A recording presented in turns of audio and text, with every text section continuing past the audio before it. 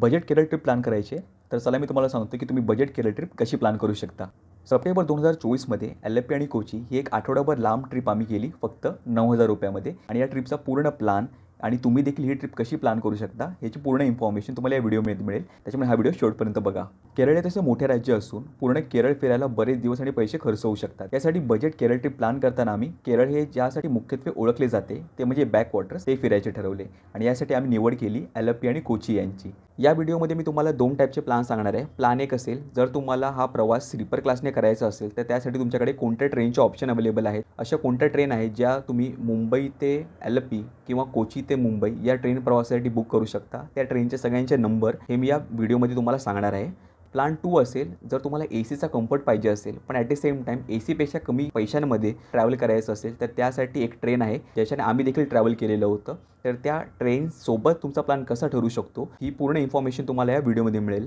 पण ऑफकोर्स जर तुम्ही स्लीपर क्लासने जाणार असाल तर थर्ड एसीच्या कंपॅरिझनमध्ये तुम्हाला थोडेसे कमी पैसे होऊ शकतात. जी ही ट्रिप आम्ही 9,000 रुपयामध्ये केली, कदाचित तुमच्यासाठी ही ट्रिप अजूनही स्वस्तामध्ये पडू शकते.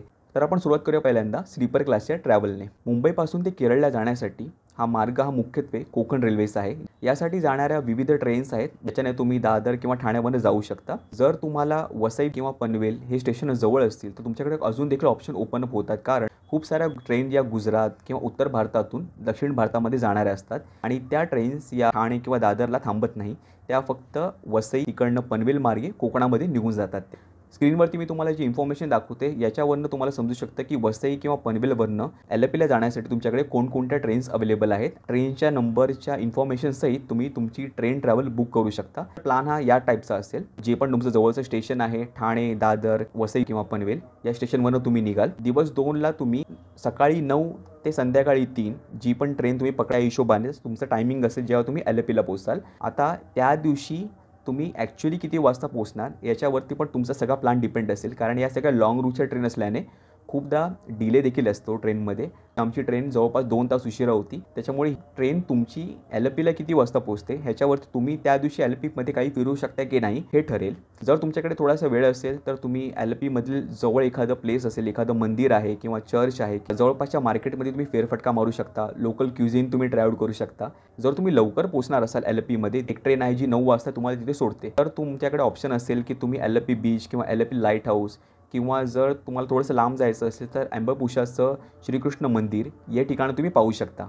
दिवस 2मध्ये एल्लेप्पीला पोहोचल्याच्या नंतर एल्लेप्पी स्टेशनच्या बाहेरच प्रीपेड ऑटोचा स्टँड आहे. तिकडे तुम्हाला ज्या ठिकाणी जायचं आहे त्या लोकेशनचं नाव सांगितल्यावरती तुम्हाला तुमचा दर सांगितला जाईल आणि त्याच्या हिशोबाने मग तुम्ही तिकडे पेमेंट करून तुम्ही तुमच्या ऑटोमध्ये बसू शकता आणि तुमच्या गेस्ट हाऊस किंवा तुमच्या होमस्टेला पोहोचू शकता. जर तुम्हाला वेळ असेल तर तुम्ही काहीतरी एक्सप्लोर करा, नाहीतर तुम्ही त्या दिवशी आराम केला तरी चालेल.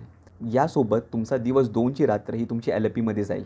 दिवस 3ची सुरुवात तुम्ही कराल, ज्यासाठी एल्लेप्पी एक खऱ्या अर्थाने ओळखलं जातं त्या बॅकवॉटरची सफर करण्यासाठी. बॅकवॉटर फिरण्यासाठी खूप सारं ऑप्शन अवेलेबल आहे, ज्याच्यामध्ये तुमच्याकडे शिकारा बोटपासून हाऊस बोट या सगळ्या विविध ऑप्शन्स आहेत. पण जर ही ट्रिप तुम्हाला बजेटमध्ये करायची असेल तर तुम्ही गव्हर्नमेंट फेरी देखील फिरू शकता. एल्लेप्पीमध्ये गव्हर्नमेंट फेरी स्टँड आहे, तिकडनं तुम्हाला विविध ठिकाणी जाण्यासाठी गव्हर्नमेंट फेरी मिळू शकतात. एल्लेप्पीमधल्या लोकांसाठी त्यांच्या लोकल ट्रान्सपोर्टेशनसाठी यासारख्या गव्हर्नमेंट बोट्स आहेत, ज्याच्या उपयोगाने लहान मुलं त्यांच्या शाळेला जातात किंवा वेगवेगळे लोक कामामध्ये किंवा मार्केटमध्ये अशा ठिकाणी जात असतात. तर याच फेरीच्या उपयोगाने आपण स्वस्तामध्ये एल्लेप्पी फिरू शकतो. एल्लेप्पीमधल्या फेरी टर्मिनल्सला गेल्यावरती तुम्हाला तिथे टाइम टेबल आहे, पण ते तुम्हाला काही समजणार नाही, कारण ते त्यांच्या लोकल लँग्वेजमध्ये आहे. त्याच्यामुळे तुम्हाला जी बोट दिसेल समोर त्याच्यामध्ये तुम्ही जाऊन बसा. तर कंडक्टर आल्याच्या नंतर तुम्ही त्यांना विचारू शकता की फेरी कुठे चाललेली आहे आणि त्याचं लास्ट स्टॉपचं तुम्ही तिकीट काढू शकता आणि तिकडनं परतीचं तिकीट काढून तुम्ही परत एल्लेप्पीमध्ये येऊ शकता. हे मुख्यत्वे 2 टाईपच्या बोट्स असतात. काही बोट असतात ज्यांना फक्त लोअर डेक असतो आणि काही बोट असतात ज्यांना अप्पर डेक आणि लोअर डेक असतो. तर ज्यांना अप्पर डेक आणि लोअर डेक असतो त्यांची अप्पर डेकची फी थोडी जास्त असते. लोकल्स मोस्टली तरी लोअर डेकमध्ये ट्रॅव्हल करत असतात, त्याच्यामुळे अप्पर डेकमध्ये तुम्हाला खूप छान व्ह्यू दिसतो, प्लस गर्दी देखील फार कमी असते. त्याच्यामुळे तुम्ही ते मस्त तुमचा व्ह्यू तुम्ही एन्जॉय करू शकता. खूप सारे फोटो देखील तुम्ही या ठिकाणी काढू शकता. त्याच्यामुळे दिवस 3 हा पूर्णपणे तुम्ही एल्लेप्पीच्या बॅकवॉटर्समध्ये एक्सप्लोर करण्यासाठी घालवू शकता. एल्लेप्पीमध्ये कुठे काही खायचं, काही चांगले नॉनव्हेज आणि व्हेजचे दोन्ही रेस्टॉरंट्स मी तुम्हाला डिस्क्रिप्शनमध्ये देतोय. तर तुम्ही ट्रिप एक्सप्लोर करताना याच्यामध्ये काही जर प्लेसेस तुमच्या जवळ असतील तर तुम्ही ते एक्सप्लोर करू शकता. दिवस 3ची रात्र अशा प्रकारे तुमच्या एल्लेप्पीमधल्या गेस्ट हाऊस किंवा होमस्टेमध्ये तुमची जाईल. दिवस 4ला तुम्ही एल्लेप्पी लाईट हाऊस किंवा एल्लेप्पी बीच एक्सप्लोर करू शकता. याशिवाय जर तुम्हाला अंबापुशा येथील श्रीकृष्ण मंदिराला जायचं असेल तर ते तुम्ही जाऊ शकता. फेरी टर्मिनल्सच्या जवळच एल्लेप्पीचं बस स्टँड आहे. आपल्याकडे एसटीचं स्टँड असतं तशाच प्रकारची इकडनं लोकल बसेस सुटत असतात. असतात. तिथे जाऊन अँबळपुशाला जाणारी बस तुम्ही पकडू शकता. जवळपास एक 30 ते 40 मिनिटाचा प्रवास करून तुम्ही अँबळपुशा येथील श्रीकृष्ण मंदिराला भेट देऊ शकता. मंदिराच्या वेळा बघूनच तुम्ही तुमचं ट्रॅव्हल प्लॅन करा, जेणेकरून ज्यावेळी मंदिर बंद आहे त्यावेळी तुम्ही तिथे पोहोचणार नाही. दिवस 4 ही तुमची LP मधली शेवटची रात्र असेल, जी तुम्ही तुमच्या गेस्ट हाऊसमध्ये घालवाल. दिवस 5ला तुमची एक 9 ते 12च्या सुमारासमध्ये LP मधनं कोचीला जाणारी ट्रेन असेल. यासाठी कोणकोणत्या ट्रेन्स आहेत अगेन स्क्रीनवरती मी तुम्हाला या सगळ्या ट्रेन्सचे नंबर सांगतोय. बुक करून तुम्ही ही ट्रॅव्हल करू शकता. दिवस 5मध्ये तुम्ही कोचीमधल्या तुमच्या गेस्ट हाऊस किंवा तुमच्या होमस्टेजमध्ये चेक इन केल्याच्या नंतर तुम्ही तुमचं सामान वगैरे ठेवाल. फ्रेश झाल्याच्या नंतर तुम्ही निघू शकता एर्नाकुलम किंवा कोची येथील बाकी प्लेसेस कव्हर करण्यासाठी.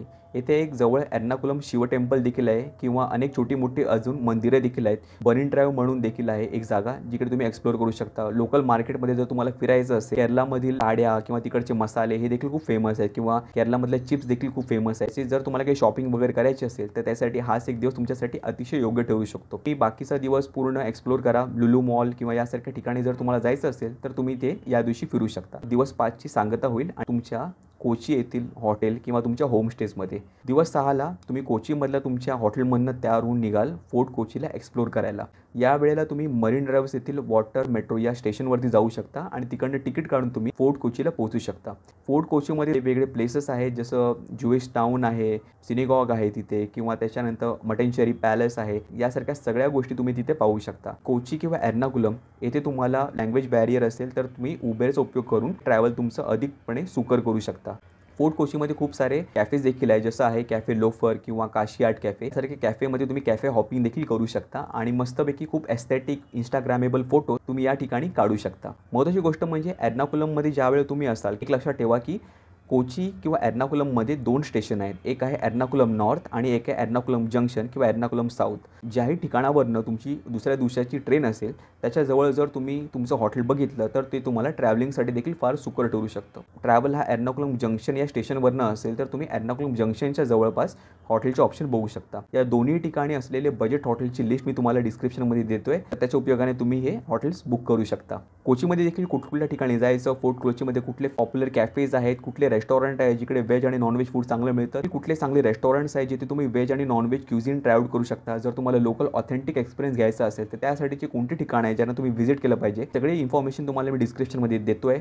त्या सगळ्या गुगल मॅपच्या लिंक पण असणार आहेत, त्याच्यामुळे तुम्ही त्याच्या उपयोगाने ते रेकमेंडेड प्लेस बघू शकता.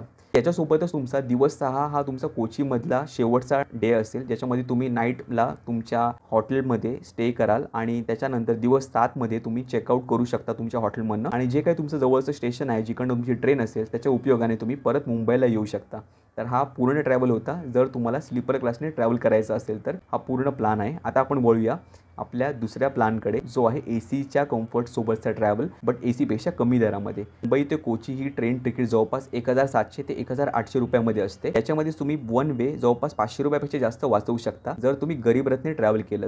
कारण या ट्रेनने आम्ही देखील ट्रॅव्हल केलं आणि जवळपास आमच्या पूर्ण फॅमिलीचे 5000 रुपये टोटल आम्ही या पूर्ण ट्रॅव्हलमध्ये वाचवले. थर्ड ACने ट्रॅव्हल करायचं असेल तर या पुढचा पार्ट हा तुमच्यासाठी. LTT कोचुवेली गरीब रथ एक्सप्रेसने जर तुम्हाला हा प्रवास करायचा असेल तर त्यासाठी या गोष्टी लक्षात ठेवा. महत्त्वाची गोष्ट म्हणजे LTT कोचुवेली गरीब रथ एक्सप्रेस ही आठवड्यातून 2 दिवस चालते.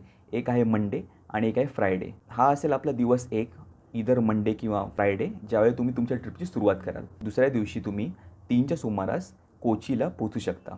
कोचीमध्ये तुम्ही एर्नाकुलम नॉर्थ या स्टेशनला पोहोचाल. यानंतर तुम्ही ज्याही हॉटेलमध्ये एर्नाकुलममध्ये बुकिंग केलेली असेल तिकडे तुम्ही पोहोचू शकता. त्यासाठी तुम्ही उबेर ऑटोचा उपयोग करू शकता. सामान वगैरे ठेवल्यावरती फ्रेश झाल्याच्या नंतर तुम्ही लोकल साईटसीइंगसाठी निघू शकता. या ठिकाणी कोचीमधील मरीन ड्राईव्ह किंवा मंदिरं जी आहे त्याच्यापैकी एर्नाकुलम शिव मंदिर किंवा अजूनही छोटी मोठी मंदिरं, लुलू मॉल यासारखे प्लेसेस जर तुम्हाला फिरायचे असतील तर ते तुम्ही या दिवशी फिरू शकता. डे 3ला उठल्याच्या नंतर तुम्ही एर्नाकुलमवरनं LPला जाणारी ट्रेन पकडू शकता आणि याच्या साह्याने तुम्ही 1-1.5 तासामध्ये LPला पोहोचू शकता. LPला पोहोचल्याच्या नंतर स्टेशनच्या बाहेर असलेल्या ऑटो स्टँडवरती तुम्ही बुक करू शकता ऑटो, जिकडे तुमचं गेस्ट हाऊस किंवा होमस्टे आहे तिकडे. तर तुमच्या गेस्ट हाऊस किंवा होमस्टे किंवा हॉटेलमध्ये फ्रेश झाल्याच्या नंतर तुम्ही साईटसीइंगसाठी निघू शकता. LPमध्ये लोकल साईटसीइंगमध्ये तुम्ही तिकडे असलेले मंदिर, मार्केट किंवा चर्चेस हे देखील तुम्ही पाहू शकता. थोडंसं लांब जायचं असेल तर अँबळपुशा येथील श्रीकृष्ण टेम्पलला तुम्ही त्या दिवशी भेट देऊ शकता. आणि अशाच प्रकारे संध्याकाळी मार्केटमध्ये फेरफटका मारत तुम्ही तुमच्या दिवसाची सांगता करू शकता. दिवस 4 हा तुमचा सगळ्यात महत्त्वाचा दिवस असेल, कारण या दिवशी आपण एक्सप्लोर करणार आहोत बॅकवॉटर्सना गव्हर्नमेंट फेरीच्या साहाय्याने. तुम्ही जाऊ शकता डे 4ला सकाळी 8-9च्या सुमारासमध्ये एल-पी फेरी टर्मिनल्सला, जिकडे तुम्ही लोकल बॅकवॉटर्स एक्सप्लोर करू शकता, तेही अगदी बजेटमध्ये. यानंतर हा पूर्ण दिवस तुमचा बॅकवॉटर एक्सप्लोर करण्यामध्ये निघून जाईल. डे 5ला तुम्ही उरलेले तुमचे साईटसीइंगचे प्लेसेस कव्हर करू शकता, ज्याच्यामध्ये एल-पी लाईट हाऊस किंवा एल-पी बीच असेल. आणि संध्याकाळी तुम्ही एल-पी बीच येथे चांगला टाईम स्पेंड करू शकता सनसेट पाहत. आणि जवळपास काही शॅक्स देखील आहे, त्याच्यामुळे मस्तपैकी क्वालिटी टाईम तुम्ही तुमच्या फॅमिली आणि फ्रेंड्ससोबत तिकडे स्पेंड करू शकता. दिवस 6ला सकाळी तुम्ही एक 9 ते 10च्या सुमारासमध्ये ट्रेन पकडाल, ज्याने तुम्ही परत पोचाल कोचीमध्ये. ते कोचीमध्ये तुमच्या हॉटेलमध्ये चेक इन केल्याच्या नंतर फ्रेश झाल्यावरती तुम्ही निघू शकता फोर्ट कोचीला एक्सप्लोर करायला. येथे तुम्ही मरीन ड्राईव्ह येथे येऊन वॉटर मेट्रोने फोर्ट कोचीला पोहोचू शकता. फोर्ट कोची तुम्ही इधर चालत किंवा काही लांबचे प्लेसेस असतील तर त्यासाठी उबेर ऑटोचा उपयोग करून ही प्लेसेस कव्हर करू शकता. त्यानंतर संध्याकाळी मरीन ड्राईव्हच्या जवळच असलेल्या मार्केटमध्ये तुम्ही जाऊ शकता. या ठिकाणी तुम्ही केरळाचे प्रसिद्ध मसाले, साड्या किंवा केरळाचे चिप्स हे देखील तुम्ही शॉपिंग करू शकता त्याची. डे 6 ही आपली कोची किंवा एर्नाकुलम येथील शेवटची नाईट आहे. डे 7ला उठल्याच्या नंतर स्नॅक्स वगैरे झाल्याच्या नंतर आपण लंच पार्सल करून घ्यायचं आहे, कारण त्या दिवशी आहे आपल्या ट्रेनचा प्रवास. त्याने कोचीवरनं आपली LTT कोचुवेली गरीब रथ एक्सप्रेसचा रिटर्नचा प्रवास सुरू होणार आहे. त्यामध्ये आपण जवळपास 12च्या सुमारासमध्ये रिटर्न ट्रॅव्हल आपला सुरू होईल. आणि दुसऱ्या दिवशी म्हणजे दिवस 8ला आपण पोचू परत मुंबईला. हा होता आपला ओव्हरऑल प्लॅन एल-पी कोची बजेट ट्रिपचा. जर तुम्हाला काही क्वेश्चन किंवा डाऊट्स असतील तर तुम्ही खाली कमेंट करून ते विचारू शकता. मी त्याला उत्तर देण्याचा नक्की प्रयत्न करेन. याशिवाय सगळ्या हॉटेल, सगळ्या रेस्टॉरंट आणि जसे साईटसीइंगसाठी बघायचे गुगल मॅपच्या लिंक्स मी खाली डिस्क्रिप्शनमध्ये देतोय, तर ते तुम्ही नक्की बघू शकता. तर चला भेटूया अजून एका नवीन व्हिडिओमध्ये. तोपर्यंत बाय बाय.